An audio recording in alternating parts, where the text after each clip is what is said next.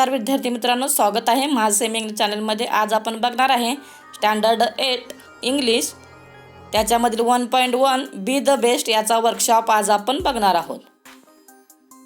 त्याच्यामध्ये पहिला प्रश्न आहे पहा, read the words or names given below, put the big sized और bigger one in big circle and the smaller one in the small circle.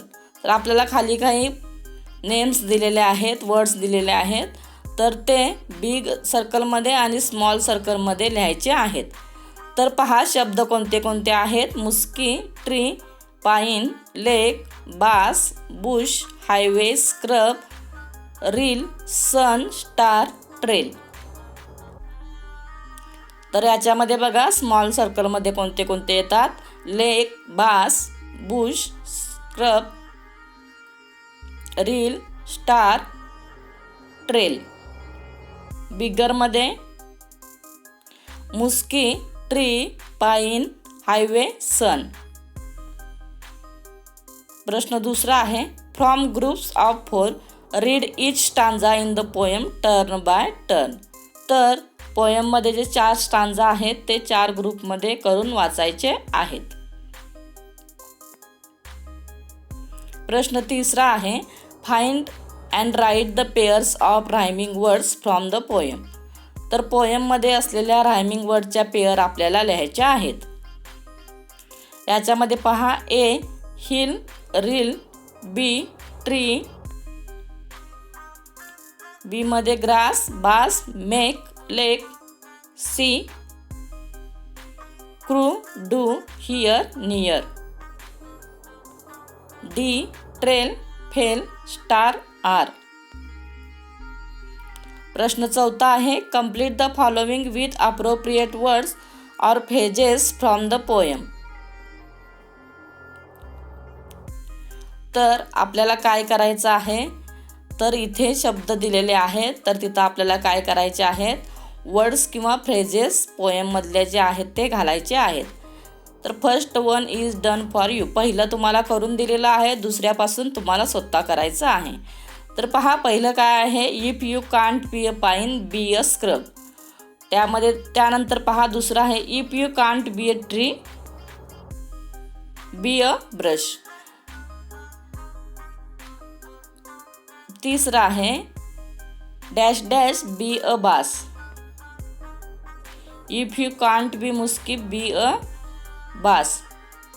चौथा आहे, if you can't be a captain be crew.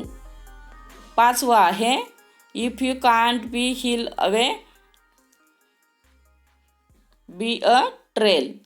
सहावं आहे, if you can't be the sun B a star.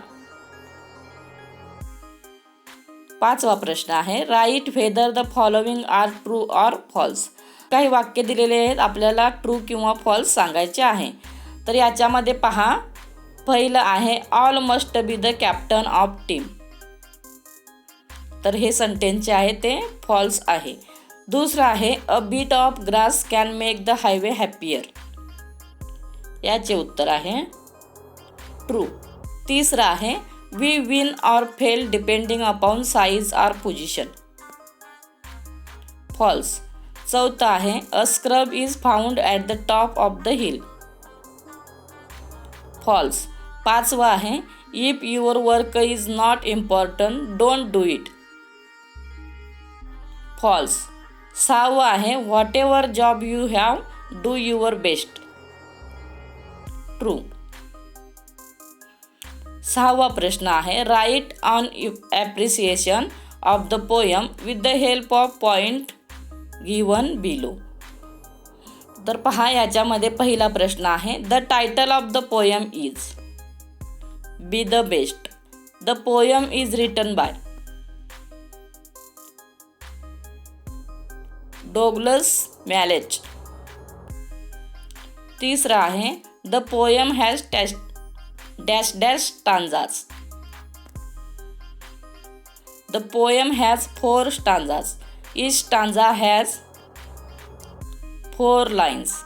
चौथा आहे, the lines that rhyme in each stanza are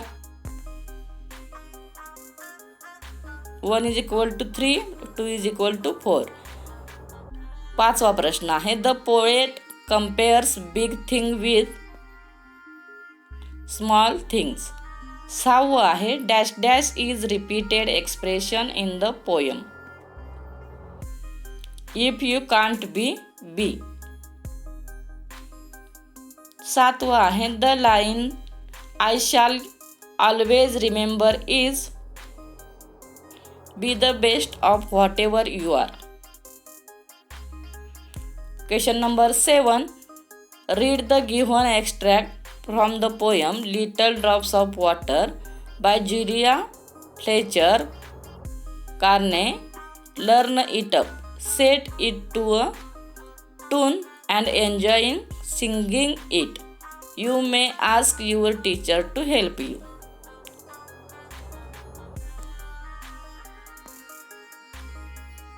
Little drops of water, little grains of sand, make the mighty ocean and the pleasant land.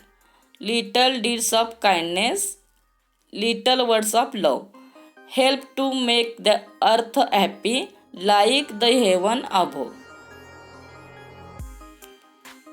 Encourage the students to discuss freely all points in detail. Teacher may explain more about appreciation of the poem.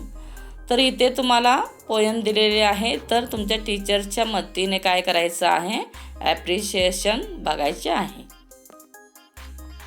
Thank you for watching. तुम्हाला video आवडला असेल तर आमच्या channel like करा, share करा, subscribe करा आणि व्हिडिओला जास्तीत जास्त विद्यार्थ्यांपर्यंत पोहोचवा. Thank you for watching.